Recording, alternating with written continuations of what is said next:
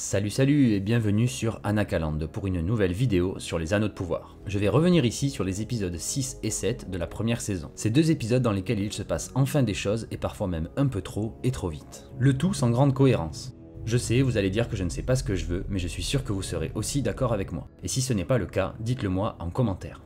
Après un épisode 5 dont j'attendais beaucoup car je pensais que les événements allaient enfin passer la seconde, mais quelle déception alors que cet épisode n'était qu'une redite du 4ème. Mais là, avec cet épisode 6, tout arrive enfin. Certaines chronologies et personnages se rejoignent lors d'une scène de bataille qui était... ouais, c'est pas si simple, j'y reviendrai. Donc deux épisodes riches en rebondissements, mais sans grande cohérence au niveau de l'écriture et qui se contredisent même parfois. Dont l'un d'eux que j'avais bizarrement deviné concernant la clé noire. Donc si vous n'avez pas encore vu les 7 premiers épisodes de la série, ne restez pas car ça va spoiler.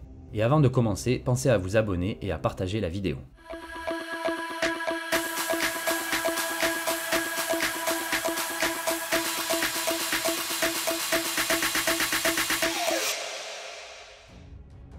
L'épisode 6 qui commence avec Hadar, qui fait un bon petit speech de motivation à ses troupes avant l'invasion de la tour elfique. Un bon gros discours dont pas mal d'autres personnages auraient à apprendre. Mais alors qu'ils sont à Ostirith, personne, si ce n'est Arondir qui leur fait tomber la tour dessus par un habile et ingénieux mécanisme. Une seule flèche aura suffi à la faire tomber. Les villageois qui avaient fui quant à eux vers le village, à nouveau, décidément, pourquoi pas partir plus loin plutôt que de revenir sur leurs pas. De retour au village donc pour le préparer à la bataille contre ceux qu'il reste des orques. Ensuite une scène mignonne mais sans grande utilité entre Isildur et Galadriel qui se montrent étonnamment gentilles avec lui. Remarquant aussi ici qu'en pleine nuit elle porte encore son armure qui avait réapparu comme par magie dans l'épisode 5. Elendil et les autres par exemple ne portent pas leur armure sur le navire. C'est dommage, ça lui donne un côté si coincé avec ses cheveux noués, pas vraiment la beauté elfique comme on l'imagine. Bref, on voit ensuite le commandant qui informe la reine des détails et de la durée du voyage. Soit environ 4 jours de navigation plus 1 jour à cheval. Mais vous allez voir, ils vont faire vite. Et pour changer, la reine qui n'apporte pas grand chose dans cet épisode, on se demande bien pourquoi elle est venue en Terre du Milieu. Si ce n'est pour un très joli petit effet de transition qui nous ramène vers Arondir qui tente de briser le pommeau,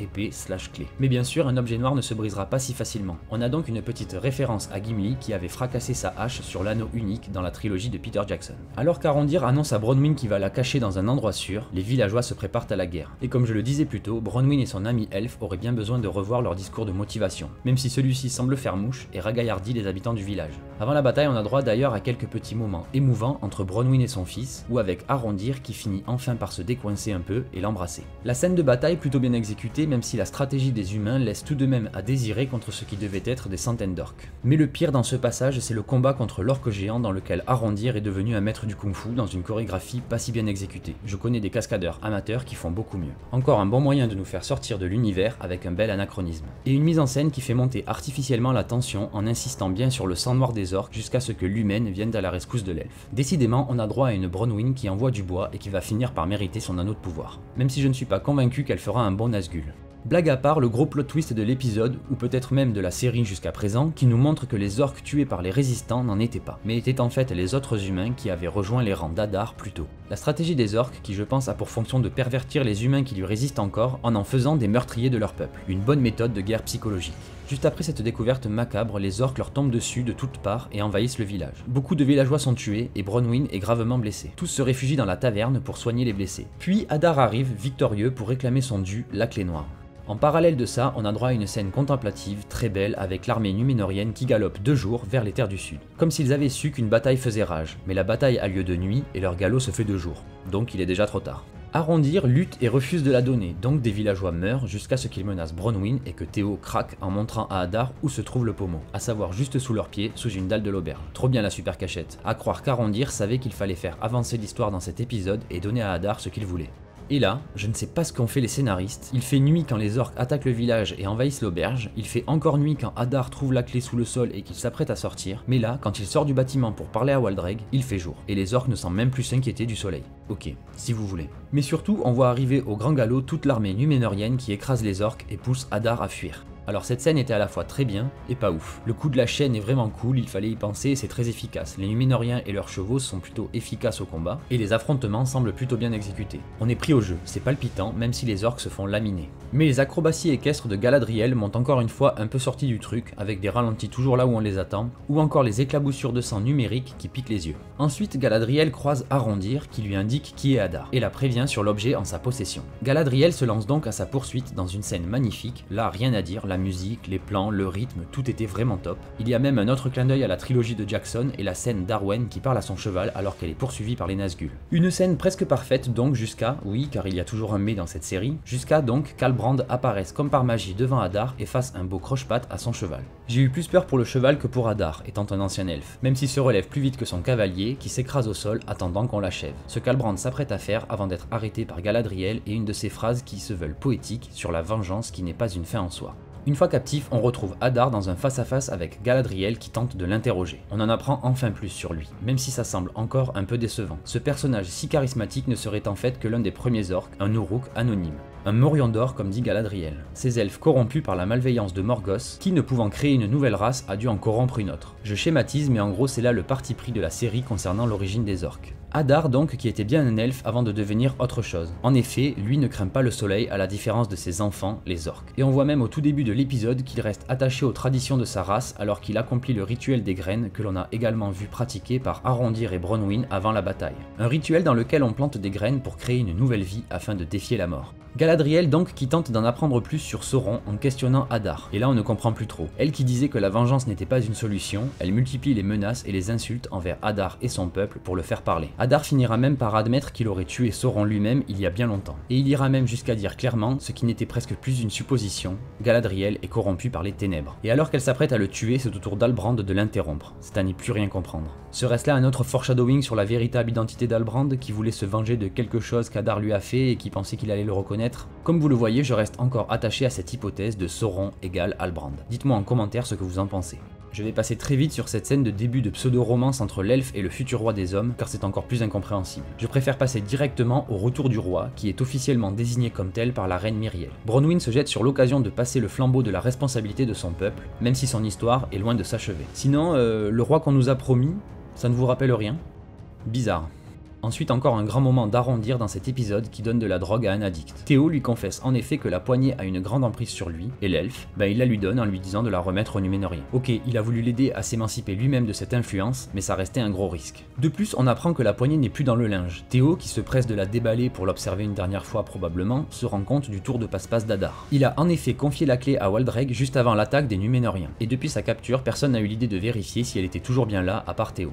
Waldreg donc qui s'était enfui pour la tour et qui utilise la clé dans un mécanisme que personne n'avait alors repéré. Un mécanisme qui va déclencher une cascade d'événements menant à l'éruption du Mont du Destin, terraformant ainsi le sud en Mordor. Et je suis très fier d'y avoir pensé dans ma précédente vidéo bilan de demi-saison.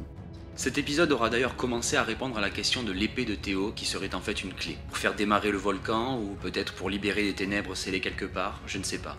L'éruption du volcan, brillamment réalisée en CG et qui renverse complètement la situation et le sentiment de victoire des Numénoriens. Et Galadriel qui voit la scène se dérouler sous ses yeux sans réagir jusqu'à encaisser le souffle de l'explosion. Voilà donc un épisode des plus intéressants qui s'achève avec quelques réponses à nos nombreuses questions. En effet, cet épisode 6 qui se concentre sur une seule chronologie réunissant enfin plusieurs personnages de la série. Cela permet de traiter bien plus d'informations et d'actions sans trop casser le rythme. Passons maintenant à l'épisode 7 dans lequel on retrouve enfin les personnages oubliés dans le précédent, Elrond, Durin et les Pieds Velus par exemple. L'épisode reprend juste après l'explosion du volcan, alors que Galadriel se réveille recouverte de cendres et qu'elle constate les dégâts. Les terres du sud sont recouvertes par les flammes et le nuage de cendres. Les rares survivants sont sous le choc et certains d'entre eux cherchent des rescapés.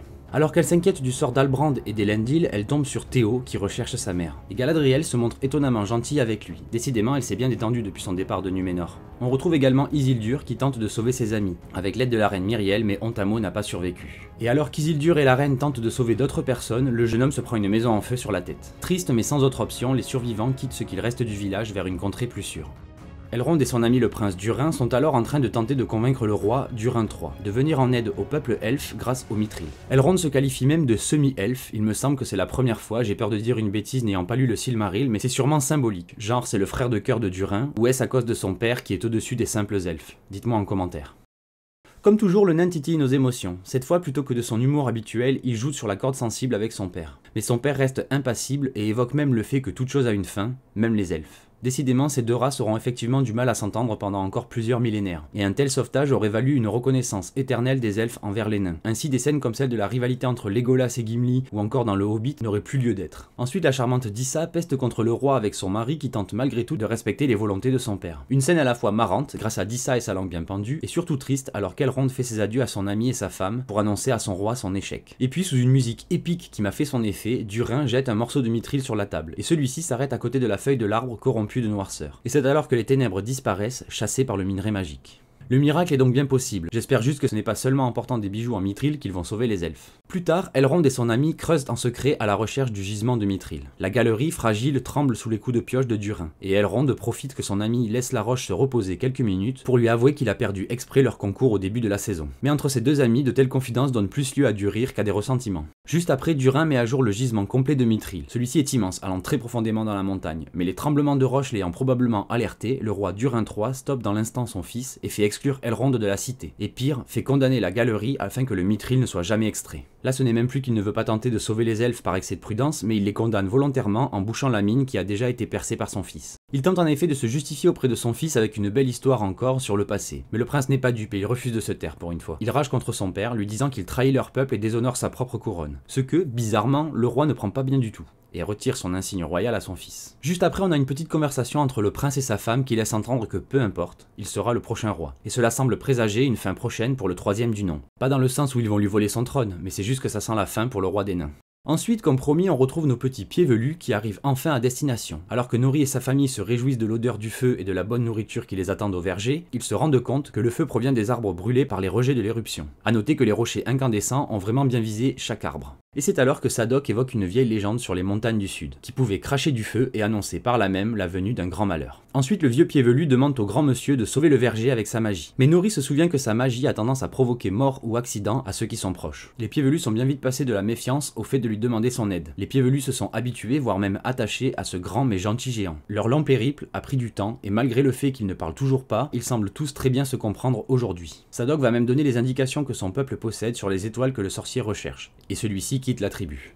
Ici, on a une scène d'adieu également très émouvante mais dans un tout autre style, car c'est sans mots et avec un simple geste, en lui offrant une pomme, que Nori dit adieu à son ami. Le lendemain, alors que le verger a retrouvé sa fraîcheur d'antan, les pieds velus se réjouissent du dernier cadeau de leur grand ami et remplissent leur chariot de provisions. Pendant ce temps, Poppy, qui est allé chercher de l'eau, remarque de grandes traces de pas dans le sol meuble de la berge. L'inquiétude s'installe alors chez les pieds velus, alors que les trois prêtresses, à la fois mythologiques et anachroniques, se rapprochent de la caravane à la recherche du sorcier, magicien, je ne sais vraiment pas comment l'appeler. Et tout à coup, sans trop savoir pourquoi elle leur fait confiance, Nori sort de sa cachette et leur parle. Mais celles-ci, tout en ne disant rien, s'en prennent aux pieds velus et détruisent leur chariot et provisions. Toute leur vie en somme. Au matin, Nori, inquiète pour son ami, décide de partir à sa poursuite pour le prévenir du danger des trois prêtresses. Et alors que je pensais qu'elle partirait seule avec Poppy, Marigold et surtout Sadok décident de les accompagner. Ainsi débute la quête d'un petit groupe de semi-hommes et femmes sur les traces d'un magicien. Pourquoi pas, ça resterait un classique de l'univers. On revient ensuite sur la chronologie devenue centrale depuis l'épisode précédent, celle de Galadriel et les autres dans ce qu'il reste des terres du sud. L'elfe, toujours avec Théo, tente de réprimer le désir de vengeance du jeune homme, et tous deux discutent longuement de leur culpabilité respective et du poids que cela représente de porter un tel fardeau. Dans cet épisode, Galadriel va clairement devenir une figure de mentor pour le jeune homme, allant même jusqu'à lui confier son épée, espérant en faire un brave guerrier. Dans une de leurs conversations, on l'entend même parler de son mari, Celeborn, qui serait mort, ou du moins porté disparu depuis la dernière guerre contre Sauron. Cela permet de laisser le champ libre à Halbrand après ce que l'on a vu dans l'épisode 6. De son côté, Elendil, après un faux espoir en voyant le cheval de son fils, va tomber sur la reine et l'ami de son fils qui va lui annoncer le décès d'Isildur. Encore une fois, cela va mener à un revirement très rapide et violent chez un personnage. Même si là évidemment ça a du sens, il vient de perdre son dernier fils. Elendil revoit donc complètement sa vision de l'elfe Galadriel, de son sauvetage en mer et même de cette guerre en terre du milieu. Il ne souhaite plus qu'une chose, rentrer chez lui pour pleurer son fils auprès de ce qui lui reste de famille, sa fille. Mais avant de se préparer au départ, il libère Bérec, le cheval d'Isildur, qui part au galop, à coup sûr pour aller chercher son cavalier vu qu'il n'est pas mort. Mais ce malentendu est surtout un excellent moyen scénaristique, car ça arrive aussi, pour faire rester Isildur en terre du milieu plus longtemps. Décidément, cet épisode est très centré sur les retrouvailles et les adieux, car on a cette fois Théo qui retrouve sa mère en vie, ainsi qu'Arondir qu'il prend dans ses bras. Ici, Arondir a l'air plus, je ne sais quoi, crédible peut-être, moins coincé, mais j'ignore si c'est pour montrer l'évolution du personnage ou si c'est juste une impression car il est tout sale. Myriel, quant à elle, a perdu la vue suite à l'explosion du volcan. Aveugle donc, mais qui reste déterminée et fière. Devant Galadriel et Bronwyn, elle fait le serment de partir pour Núménor, mais pour mieux revenir avec son armée au complet. Ce sur quoi Elendil, lui aussi présent, fond en larmes, trop dévasté par la perte de son fils pour envisager revenir en ces terres maudites. À la fin de cette conversation, Galadriel retrouve Halbrand mystérieusement blessé mais à l'agonie car la médecine humaine ne suffit pas. Et bien sûr, Galadriel propose de le soigner avec la médecine elfique et l'emmène donc chez elle. Tiens donc, encore un pas de plus vers la création des anneaux, si Halbrand rencontre Celebrimbor et décide de travailler avec lui pour ensuite les corrompre. Pour finir, on retrouve Adar et ses enfants dans les terres du sud alors que celui-ci le rebaptise en Mordor. Ce n'est donc pas Sauron qui a baptisé le Mordor. Une fin d'épisode qui laisse également présager un dernier épisode qui va envoyer du lourd avec le réveil du Balrog au fin fond de sa prison de Mithril dans le cœur de la montagne. À moins qu'il ne faille attendre le minage de celui-ci pour qu'il puisse se déchaîner. 2 épisodes donc bien plus palpitants et riches que les 5 précédents. Enfin, malgré toujours quelques petites incohérences qui pèsent un peu. Mais encore une fois, hâte de voir la suite et ce dernier épisode qui va certainement nous offrir un cliffhanger de malade avant la saison 2. Et hâte d'en débattre avec vous en commentaire ou sur Twitter.